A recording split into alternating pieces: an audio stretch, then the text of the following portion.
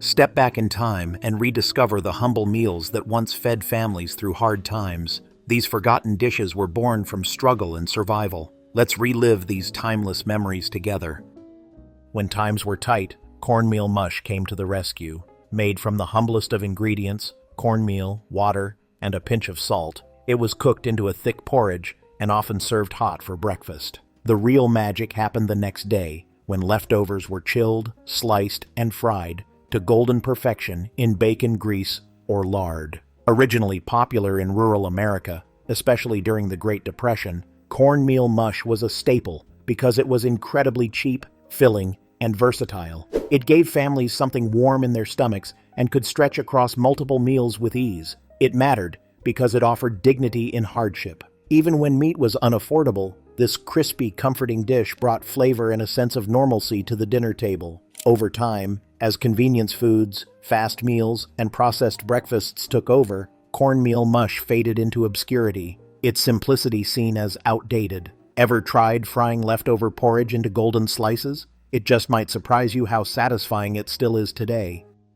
Simple, strange, and surprisingly nostalgic, onion sandwiches were a go-to during tough economic times. At their core, they consisted of raw onion slices layered between plain white bread, sometimes with a dab of butter, a sprinkle of salt, or even a smear of mayonnaise. It was a meal built entirely on what was readily available. These sandwiches gained popularity during the Great Depression, when meat became a rare luxury. Onions were easy to grow in backyard gardens or small plots, making them an accessible and flavorful staple for struggling families. This humble dish mattered because it represented resilience and resourcefulness. Despite the pungent taste and lack of variety, it provided sustenance and a sense of normalcy during years of scarcity. As the economy improved and access to more complex foods grew, onion sandwiches gradually disappeared from kitchen tables. To many today, they're more of a curiosity or conversation starter than a meal.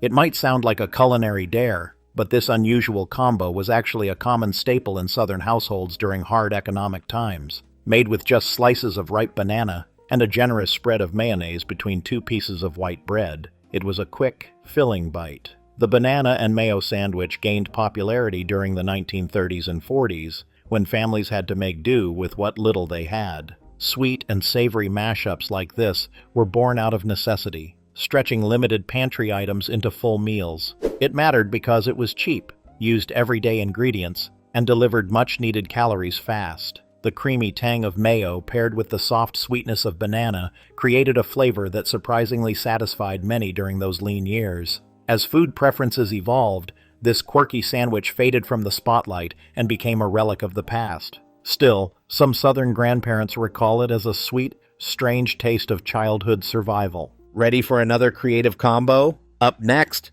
the surprisingly popular ketchup soup.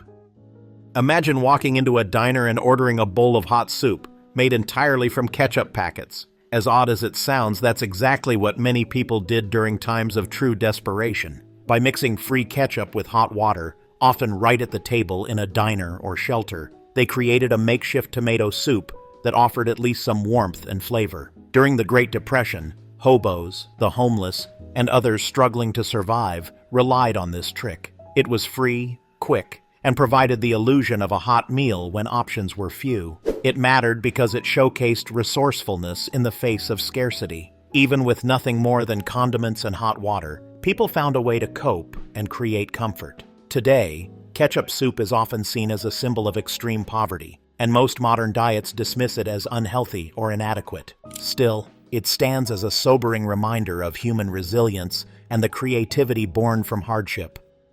Soft, simple, and deeply comforting, milk toast was the humble meal your grandparents often turned to when there was little else in the cupboard. Made by pouring warm milk over slices of buttered toast and finishing with a dash of sugar or salt, it was soothing, filling, and easy to prepare. The dish dates back to the 1800s, but became especially popular during the Great Depression, when families had to stretch every ingredient. It served as breakfast, dinner, or even a remedy for illness, thanks to its gentle texture and mild flavor. Milk toast mattered because it made something out of almost nothing. It was affordable, nourishing, and often reminded people that love and care could be found in the simplest meals. As boxed cereals, processed foods, and microwave breakfasts took over, Milk toast slowly faded into obscurity, now remembered mostly by older generations. Have you ever tried warm milk poured over crispy bread? It just might stir up memories of childhood comfort and care.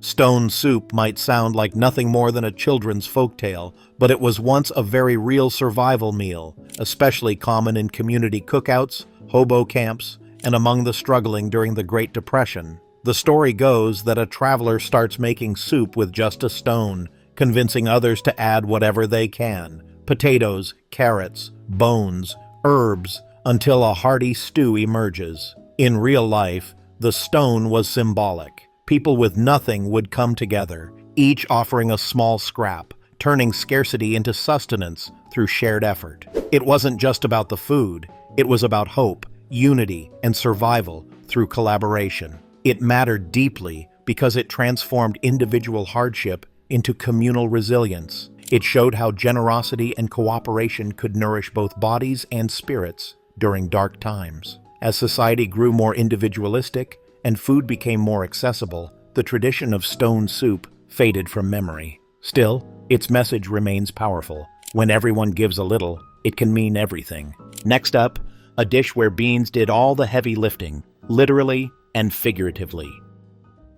Cheap, hearty, and packed with protein, pinto beans, and cornbread was a go-to weeknight dinner in many poor households across the South and beyond. This humble pairing filled bellies without draining wallets. Pinto beans were simmered slowly with a bit of pork fat, bacon drippings, or a leftover ham bone, creating a rich, savory broth. The cornbread, often cooked in a cast-iron skillet, was the perfect companion, crumbly, golden, and ready to soak up every drop. This meal mattered because it was deeply nourishing and incredibly cost-effective. A single pot of beans could feed an entire family for several days, and the ingredients were staples in nearly every kitchen. As modern life sped up and fast food, frozen dinners, and pre-packaged meals became the norm, slow-cooked classics like this began to fade from dinner tables. Still, nothing quite matches the comfort of beans bubbling on the stove and cornbread baking in the oven, a scent that speaks of home, patience, and love.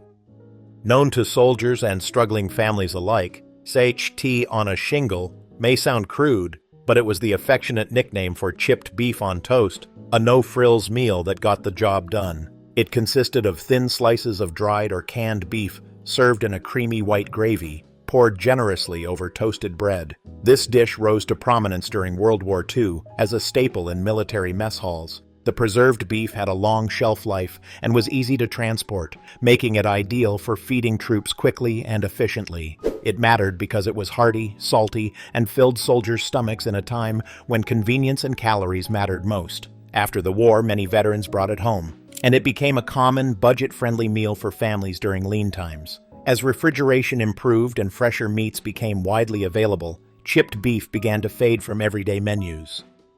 Spam was both a miracle and a mystery. Whether people loved it or merely tolerated it, there's no denying that it got the job done when times were tough. Introduced in 1937 by Hormel, Spam quickly gained popularity during World War II due to its long shelf life, easy transport, and no need for refrigeration. It became a wartime staple, feeding American soldiers overseas and families back home who were dealing with meat shortages and rationing. Affordable, salty, and packed with protein, Spam could be fried, baked, or sliced into sandwiches, making it incredibly versatile for breakfast, lunch, or dinner. It mattered because it brought convenience and sustenance during uncertain times. It filled plates without emptying wallets and gave families a way to feel fed and full, even when options were few. Though often the butt of culinary jokes today, Spam earned its place in history as a survival food that nourished generations when it mattered most. Coming up,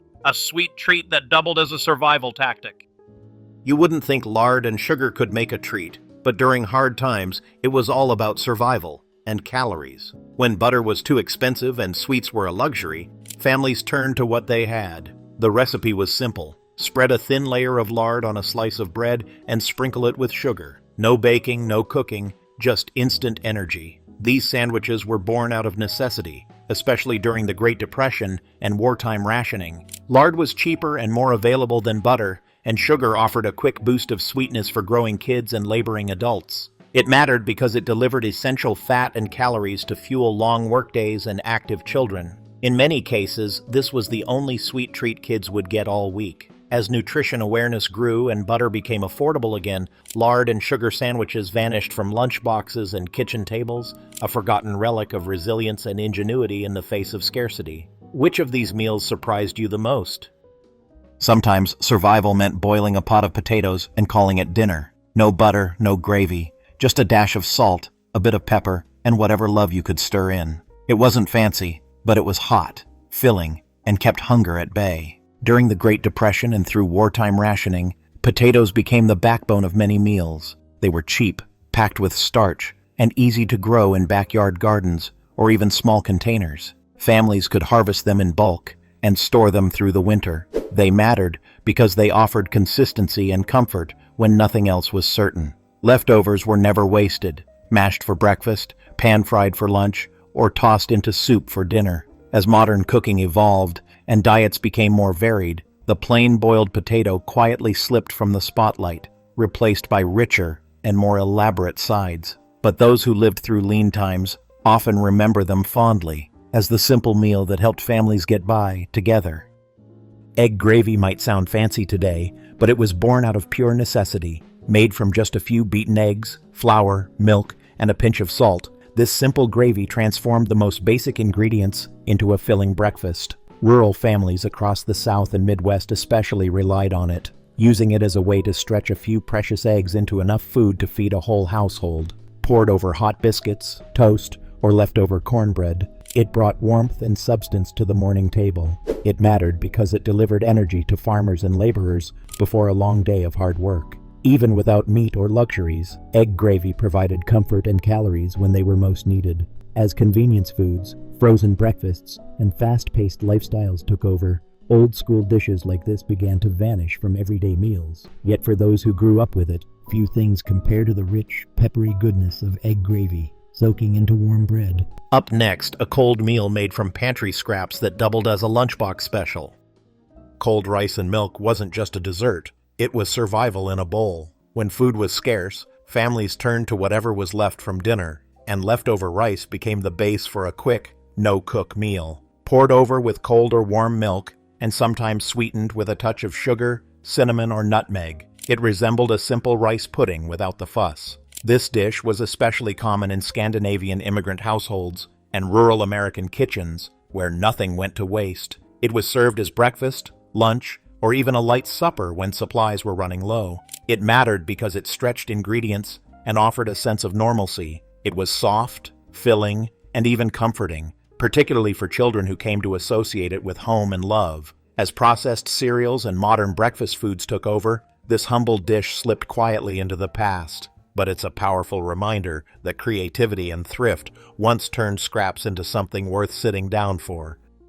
Nothing fancy, just bread and butter. Sometimes a sprinkle of sugar or cinnamon added a touch of sweetness, but often it was served plain. In the early 1900s, through the Great Depression, butter bread sandwiches were a daily staple in many households. They were easy to make, easy to carry, and just filling enough to keep hunger at bay during long school or work days. This simple meal mattered because it provided sustenance when options were few and budgets were tight. For children, it often doubled as both lunch and a treat. For laborers, it was a practical, portable bite to get them through the day. As refrigeration became widespread and processed foods filled grocery store shelves, butter bread gradually disappeared in favor of deli meats, packaged snacks, and more elaborate sandwiches. But that warm, soft slice with melting butter still holds a place in memory, reminding many of lean years, quiet kitchens, and the small comforts that helped carry families through hard times.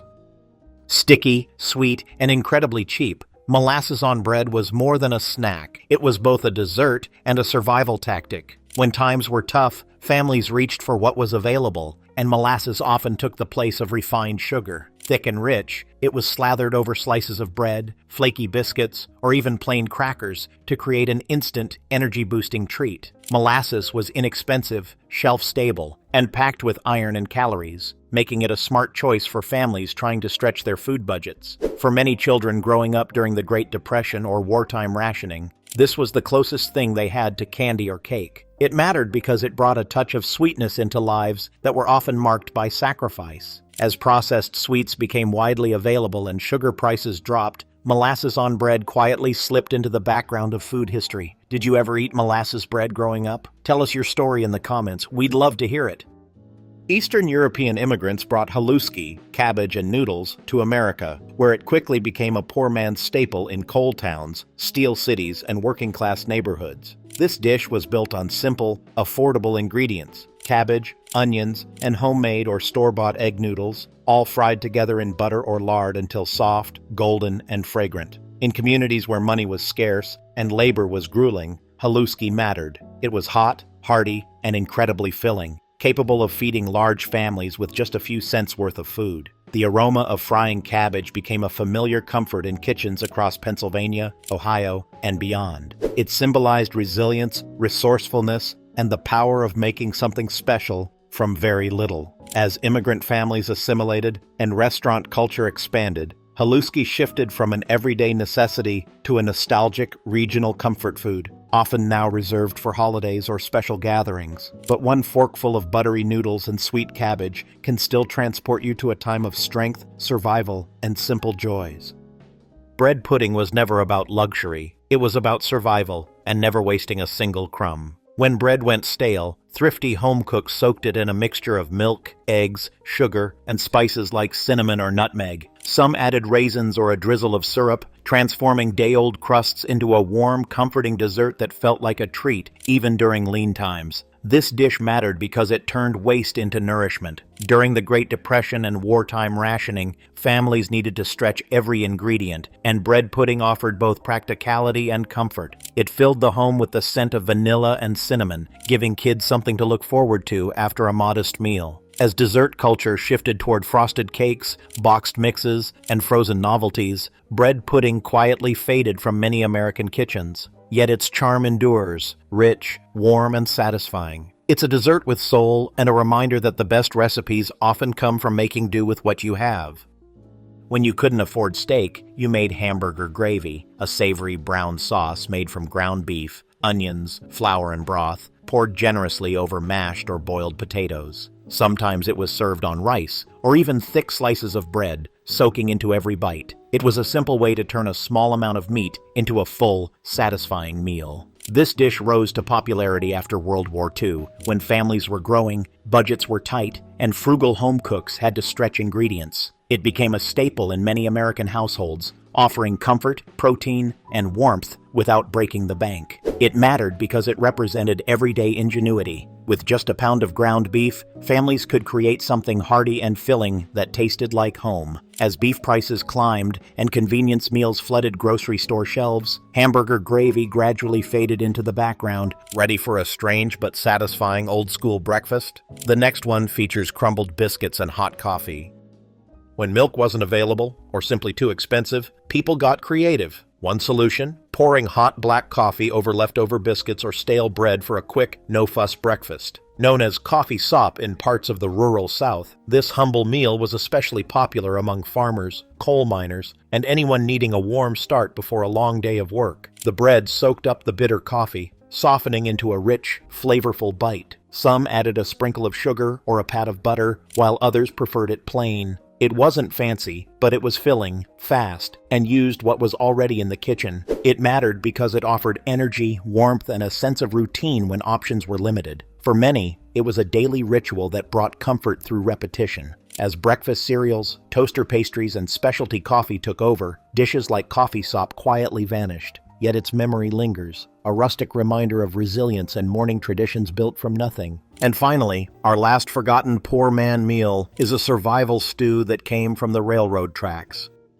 A true everything but the kitchen sink dish, hobo stew was a symbol of survival, community, and ingenuity during America's hardest times. Often cooked in tin cans or battered pots over open campfires, it was a favorite among Depression-era travelers, hobos, and rail riders who shared what little they had. The recipe was never fixed, just a blend of whatever was available: chopped potatoes, onions, carrots, scraps of meat, wild greens, or canned beans. Each person contributed something, and together they created a warm, hearty stew that could feed many. Hobo stew mattered because it wasn't just about the food, it was about coming together during desperate times. It offered not only sustenance, but also companionship, hope, and the simple comfort of a hot meal. As transient lifestyles faded and outdoor cooking became less common, hobo stew slipped into history. Yet for some, especially campers and outdoor enthusiasts, a simmering pot of stew by the fire keeps this humble tradition alive.